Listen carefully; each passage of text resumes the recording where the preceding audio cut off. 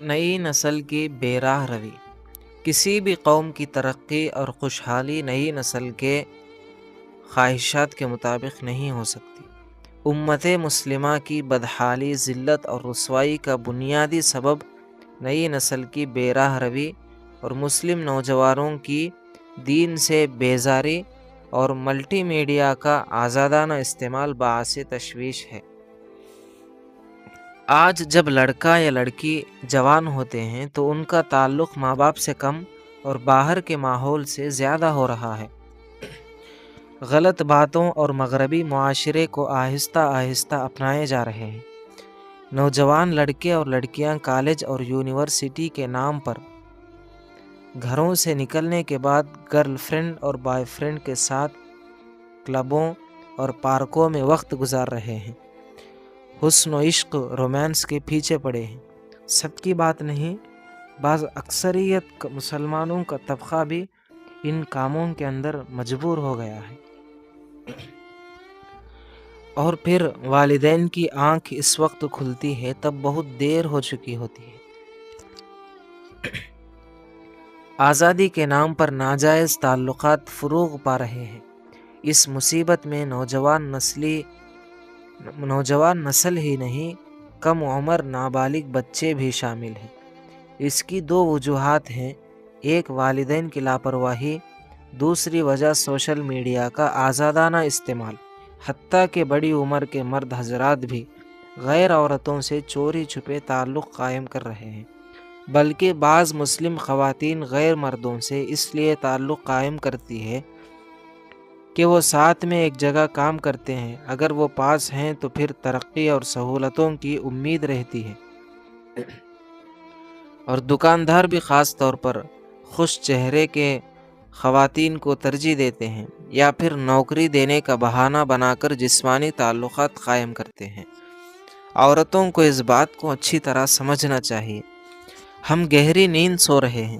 فلموں اور ویڈیوز کے ذریعے نئی نسل کو غلط ذہن دیا جا رہا ہے، بچوں کے جذبات بھٹکائے جا رہے ہیں، پاس ایسا ماحول بن چکا ہے کہ ایک مرد عورت کا شہوت کو کنٹرول کرنا محال ہوتا جا رہا ہے۔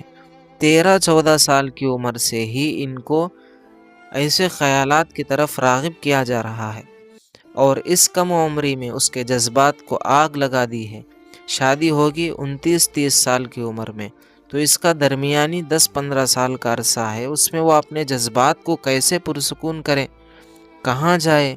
پھر وہ ہوتا ہے جو ہم دیکھ اور سن رہے ہیں۔ پھر آتا ہے لڑکی اور لڑکوں کی دوستی کا ذہن، پھر عام ہوتا ہے گرل فرینڈ اور بوائے فرینڈ کا تصور، پھر لڑکیاں کالج کے نام پر ہوٹلنگ کرتی ہے، منع کرو تو کہتی ہے کہ مذہب اسلام بہت سخت ہے، اسلام بہت شدت پسند ہے، اسلام بہت پرانا مذہب ہے۔ جیسے بہانے تراشے جاتے ہیں ان کو مل جاتے ہیں۔ کہاں گئی وہ تربیت جس میں صبح اٹھتے ہی بزرگوں کو سلام کرنا، کمزوروں کو سہارا دینا، سچ بولنا؟ آج ایسے امداد کی کوئی قیمت نہیں رہی، معیار زندگی بدل گئی ہے۔ ضروریات زندگی سے زیادہ اپنی ضرورتوں کا خیال، لامحدود دولت کی ہوس نئی نسل چاہتی ہے کہ مہنگی گاڑی چلائیں، خوبصورت لڑکا لڑکی بھی ساتھ بٹھائیں، ہوٹل میں کھانا کھائیں۔ ان سب باتوں کے لیے ماں باپ سے جو پیسہ ملتا ہے وہ کافی نہیں ہوتا، اس کو پورا کرنے کے لیے وہ جرائم کی طرف راغب بھی ہوتے ہیں۔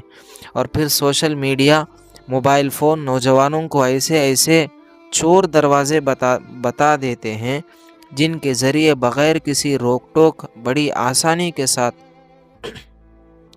فسق و فجور کی تمام منزلیں طے کی جا سکتی ہیں۔ ایک طرف موبائل کا غلط استعمال، دوسری طرف ان کو فلموں کا جو ایکٹنگ وہ کرنے کے وجہ سے جو غلط اثرات ہوتے ہیں، وہ غلط اثرات کی جانب سے عورت کی ایسی چیزوں کو پیش کی جا رہی ہے جیسے وہ مردوں کی آنکھوں کو ٹھنڈک کر کے استعمال کرنے کی چیز ہو۔ آج عزت و آبرو خطرے میں ہے۔ ماڈرنزم کے نام پر جو چاہے کرے، جو چاہے دیکھے اور اپنے جذبات کو سکون پہنچائے۔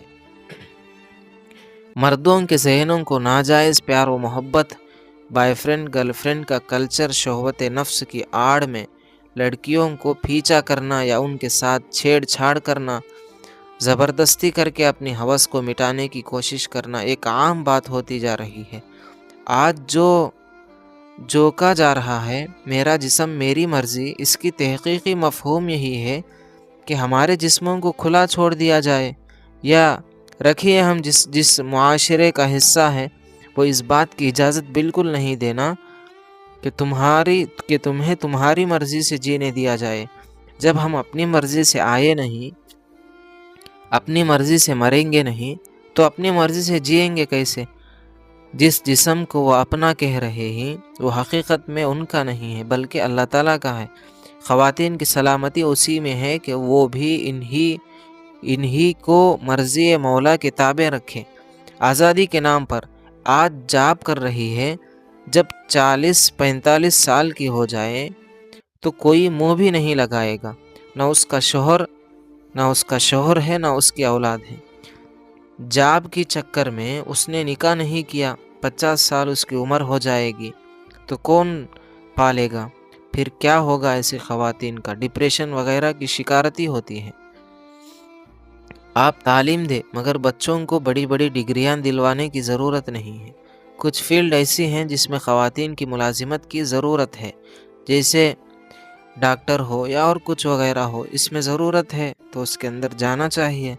پردے کے ساتھ رہ کر، اسلامی طریقوں کے ساتھ رہ کر تعلیم حاصل کرنے سے اسلام کسی کو منع نہیں کرتا، یا اس طرح کے وہ کام جس میں خواتین کی ضرورت پڑتی ہے۔ ہمارے یہاں بچیاں تعلیم کرتے ہی جاب کی تلاش میں وہ ریسیپشن کے اوپر بٹھایا جاتا ہے۔ ریسیپشن کا کام کیا ہوتا ہے کہ دنیا جہاں کے دنیا کے سارے لوگ مل کر ان کو بدنظری اور ہوس کی نگاہوں سے دیکھ رہے ہوتے ہیں، ان کو ڈانٹ رہے ہوتے ہیں۔ لوگوں کے دلوں کو مائل کرنے کے لیے وہ ہنس ہنس کر جواب دینا پڑتا ہے۔ اللہ کے نبی کے بیویوں سے فرما رہے ہیں کہ نبی کی بیویوں کسی سے نرم بات نہ کرنا، کہیں ایسا نہ ہو کہ کسی آدمی کے دل میں کوئی خواہش پیدا ہو جائے۔ ایک وقت تھا جبکہ ہمارے نوجوان فاتح اندلس تھے، اور کبھی محمد بن قاسم رحمۃ اللہ علیہ کے شکل میں فاتح سندھ تھے، اور کبھی 313 ہو کر بھی ہزاروں سے جیت گئے تھے، اور کبھی روم کے سمندر کو پھلانگ کر اندلس کے دروازے تک پہنچ گئے تھے۔ ایک وقت تھا کہ 8 سالہ بچہ ٹیپو سلطان رحمۃ اللہ علیہ نے شیر کہلاتا تھا، اور شیر کے جبڑے چیر دیے تھے۔ 10 سال کے 2 بھائی معاذ اور معوذ رضی اللہ عنہ ابو جہل کو مار گرایا تھا۔ آج بچے بگڑ گئے، یقیناً اس میں کچھ بڑوں کی لاپرواہی، ماحول کی خرابی اور سوشل میڈیا کا آزادانہ استعمال ہے۔ انٹرنیٹ میڈیا دو دھاری تلوار کے مانند ہے، جو ناقابل تصور حد تک خیر اور شر کا مجموعہ بن گئے ہیں۔ انٹرنیٹ نے خیر و شر کی تمام دوریوں کو نزدیکیوں میں تبدیل کر دیا ہے۔ تعلیم و تعلم، معلومات، افکار و نظریات، تبلیغ و تشہیر اور پوری دنیا کے حالات و واقعات، اخبار سے آگاہی ہے۔ اس کا استعمال خاص طور پر نوجوانوں کے لیے ایک چیلنج بن گیا ہے کہ نوجوان کے بگڑنے کے امکانات بہت زیادہ ہیں، جس کی وجہ سے ہزاروں نوجوانوں کی نوجوانیاں بے راہ روی اور شیطانی چالوں کا شکار ہو رہی ہے۔ آج ان گنت شیطانی طاقتیں انٹرنیٹ کے ذرائع بنا کر نوجوان نسلوں کی اخلاقی اعتبار سے بالکل کھوکھلا کر رہا ہے۔ خلوت اور تنہائی کے اوقات میں سوشل میڈیا کے استعمال سے گریز کیا جائے، کیونکہ ایسے موقع پر شیطان سب سے زیادہ دل میں وسوسے ڈالتا ہے اور انسان کو تباکن فحش سوسائٹی تک پہنچاتا ہے۔ اس لیے بڑوں اور سرپرستوں کے سامنے انٹرنیٹ استعمال کیا جانا بہتر ہے۔ کمپیوٹر، لیپ ٹاپ، موبائل وغیرہ کو گھر میں کسی ایک ایسے جگہ پر رکھا جائے جہاں سب کی نگاہ پڑتی ہو، اور دروازے بھی کھلا رکھا جائے۔ اسی طرح اسکرین کا رخ کیمرے کے دروازے کی طرف ہونا کیونکہ اس سے اکثر گناہوں سے بچ جاتے ہیں۔ نامعلوم پیغامات اور ویب سائٹ کا ہرگز استعمال نہ کیا جائے۔ اس لیے کہ ان میں اکثر فحش ہوتے ہیں۔ انٹرنیٹ کھولتے وقت تعوذ اور تسمیہ کے ساتھ کھولا جائے تاکہ شیطانی وسوسوں سے حفاظت رہے۔ اس بات کا استحضار کیا جائے کہ فحش تصاویر کا دیکھنا حرام ہے۔ اگر انسان یہ سمجھ رہا ہے کہ میں